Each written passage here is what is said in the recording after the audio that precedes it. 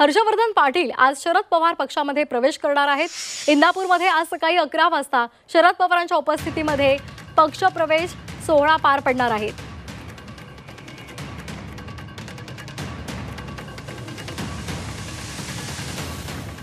या संदर्भात आपण अधिक माहिती जाणून घेणार आहोत आमचे प्रतिनिधी अरुण मेहत्रे यांच्याकडून। अरुण, काय अधिकचे अपडेट्स? इंदापूरमध्ये राजकीय घडामोडींना आता वेग प्राप्त झालेला आहे। हर्षवर्धन पाटील 11 वाजता हाती तुतारी घेणार आहेत। अधिकृत प्रवेश केला जाणार आहे।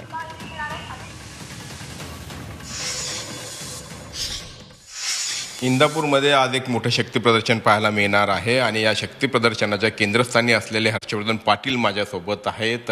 परवा त्यांनी निर्णय जाहीर केला की ते राष्ट्रवादी काँग्रेसमध्ये प्रवेश करतात, शरद पवारांच्या भाजपला सोडचिठ्ठी देऊन। आपण त्यांच्यासोबत बोलूयात। कार्यक्रमाला अजून काही मिनिटं किंवा अवघा 7-1.5 तास अवकाश आहे। तोपर्यंत काय परिस्थिती उद्भवली की तुम्हाला भाजपला सोडचिठ्ठी द्यावी लागली आणि राष्ट्रवादी काँग्रेस शरदचंद्र पवार पक्षामध्ये प्रवेश करावा लागतो?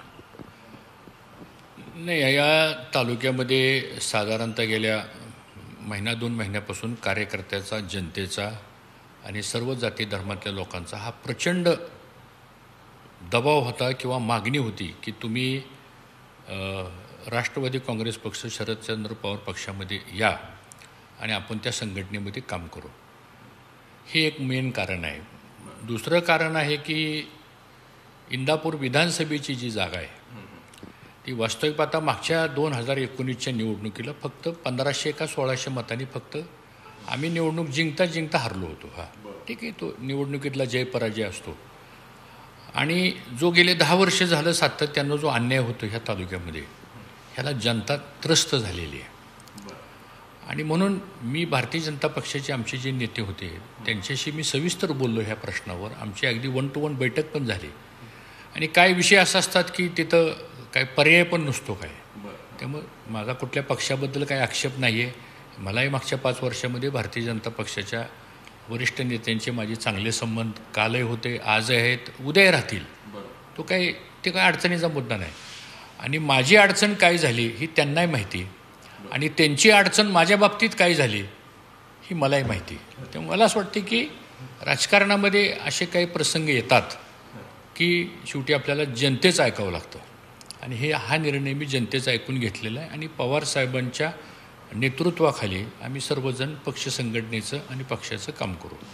अडचणीचं प्रमुख कारण अर्थातच उमेदवारी असणार आहे। लोकसभा निवडणुकीच्या वेळी देखील हा विषय उफावून आला होता, तो काही प्रमाणामध्ये चर्चा झाली होती आणि मग सुरुवातीला तुम्ही थोडासा असहकार पुकारला होता आणि नंतर मग तुम्ही आणि तुमचं कुटुंब प्रचारामध्ये उतरलं होतं सुनेत्रा पवारांच्या।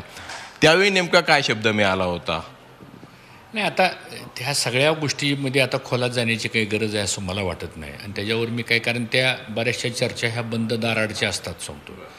आणि राजकारणामध्ये जो माणूस खूप वर्ष राजकारण करतो, एक महाराष्ट्राची एक संस्कृती आहे, अशा गोष्टी आपण फार बाहेर बोलत नाही आपण। आणि आता ते बोलून उपयोग तरी काय? आता कारण तरी अपेक्षा आपली होती किंवा मग तो अपेक्षाभंग झालाय असं निश्चितपणे म्हणता येऊ शकतं ठोसपणे? नाही, अपेक्षाभंग वगैरे हा म्हणण्याचा प्रश्न येईल असं मला वाटत नाही। पण आता तो विषय त्यांनी पण माझ्या बाबतीतला विषय तो थांबलेला आहे आणि माझ्याकडूनही तो विषय थांबलेला आहे। मला असं वाटतं आज पक्ष प्रवेश करतोय मी, नव्या पक्षाच्या संदर्भातली भूमिका घेऊन आपल्याला पुढं काम करायचं आहे आणि तो विचार घेऊन मी त्या विचारात आहे सध्याला की आपण नवीन पक्षात जातोय, जनतेच्या कामासाठी जातोय। 10 वर्ष तालुक्यात अन्याय झालेला आहे, सातत्यानं सत्तेचा दुरुपयोग आमच्या मतदारसंघात झाला। सत्ता ही लोकांना मदत करण्यासाठी असली पाहिजे, पदं ही लोकांच्या कामं करण्यासाठी असली पाहिजे। पण दुर्दैवाने इथं सगळं उलटं आहे आणि म्हणून जनतेचा उद्रेक झालेला आहे। म्हणजे मी अशी एक पहिली केस बघतोय ह्या मतदारसंघातली की लोकांनी उठाव केलेला आहे। जनरली कार्यकर्ते आपण कार्यकर्त्याला बोलवून घेतो आणि सांगतो काय करायचं म्हणून, आता जनता सांगायला लागली की हे करा म्हणून सांगतो। तर मला वाटतं हे परिवर्तन आहे आणि परिवर्तन ह्या मतदारसंघात 100% होईल। तुम्ही पक्ष बदलत असला तरी देखील शेजार तुमचा बदलणार नाही आहे, लक्षात घ्या। आणि आधीपासून तुमचा कायम हा शब्द राहिलेला आहे की नाते बदलत असतात मात्र शेजार, आणि या शेजाराकडनं, कारण तुम्ही ज्या अन्यायाचा विषय छेडला आहात तर कुठेतरी तिथून त्याला पाठबळ मिळतंय, तिथून फूस मिळते आणि म्हणून तुम्ही आधी देखील बोलून दाखवलं होतं। आज पुन्हा तीच परिस्थिती उद्भवणार नाही का? कारण तुमचा शेजार हा पुन्हा अजित पवारांचा असणार आहे। नाही, आता त्रास कुठून होतोय ही माझ्या तोंडून ऐकण्यापेक्षा मला असं वाटतं आपण जर आता तिथं कार्यक्रमाला तुम्ही येणारच आहे, तिथल्या कुठल्याही एखाद्या सामान्य माणसाला आपण उभा करा किंवा त्याला भेटा तुम्ही आणि त्याला विचारा त्रास कुठनं होतो आहे. मला असं वाटतं की तो उत्तर माझ्यापेक्षा चांगलं देईल तुम्हाला. त्यामुळे ठीक आहे, राजकारणामध्ये सगळे दिवस सारखे नसतात, चढ उतार असतात, पदं येतात पदं जातात, सत्ता येते सत्ता जाती, काही कोणी तांबडपट घेऊन आलेलं नाही. पण जनतेच्या बरोबर राहणं आणि आपल्याबरोबर जनता राहणं, मला असं वाटतं लोकशाहीमध्ये हे खूप महत्त्वाचं आहे. जनता तुमच्यासोबत आहे असं तुम्ही म्हणताय. दुसऱ्या बाजूला राष्ट्रवादी काँग्रेसमधल्या, आधी राष्ट्रवादी काँग्रेसमध्ये गेलेले किंवा आजच आपण म्हणजे आत्ता जी बातमी ऐकली की प्रवीण माने असू द्यात, आप्पा जगदाळे असू द्यात, हे नाराज आहेत, बंड करण्याच्या तयारीत आहेत, कदाचित अपक्ष लढू शकतात अशी चर्चा झालेली आहे. त्यावरती काय प्रतिक्रिया? मला असं वाटतं की अजून मी त्या पक्षात जाणार आहे. आता मी पक्षात प्रवेश करतोय म्हणल्यानंतर पक्षाचे जे प्रमुख आहेत त्यांना ह्या सगळ्या गोष्टीची कल्पना आहे, तालुक्यालाही सगळी कल्पना आहे आणि या बाबतीत आमचे नेते निर्णय करतील, मार्ग काढतील आणि त्यामुळे त्याची काही मला फार चिंता वाटत नाही. आणि कुणी इच्छा व्यक्त करणं म्हणजे आता हल्ली तर अशी परिस्थिती आहे की कुठलीही निवडणूक लागली की इच्छुकांची संख्या प्रचंड असते. अगदी ग्रामपंचायतीची निवडणूक घ्या तुम्ही, कारण महाराष्ट्र हा पुरोगामी विचाराचा महाराष्ट्र आहे. महाराष्ट्रामध्ये लोकशाही ही तळागाळापर्यंत भयमुक्त रुजले गेलेली आहे. त्यामुळं साहजिकच आहे की प्रत्येकाची अपेक्षा असते. मग जिथं अपेक्षा आली तिथं मागणी आली आणि मग आता त्या सगळ्या अपेक्षा आल्यानंतर शेवटी कुठलाही निर्णय घेताना जागा एक असते किंवा लिमिटेड असतात, मागणी करणारे अनेक असतात सांगतो. आता त्याच्यावर त्या पक्षाचे जे प्रमुख असतात ते तोडगा काढतात. तर मला असं वाटतं ह्या बाबतीतलाही निर्णय ते घेतील, त्यामुळे त्याच्यात मी काय भाष्य करणार. आणि त्या बाबतीत शरद पवार साहेब म्हणजे त्यांचा हातखंडा आहेच आहे.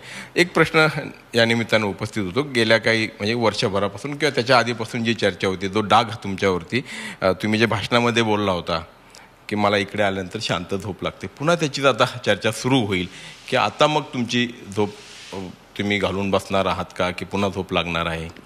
नाही, मला असं वाटतं तुम्हालाच विनंती करायची की ते माझं जे भाषण झालं होतं ते भाषण पूर्णपणे, एकदा नसेल तर मी तुम्हाला त्याची क्लिप पाठवतो, ते भाषण एकदा तुम्ही ऐकून घ्या.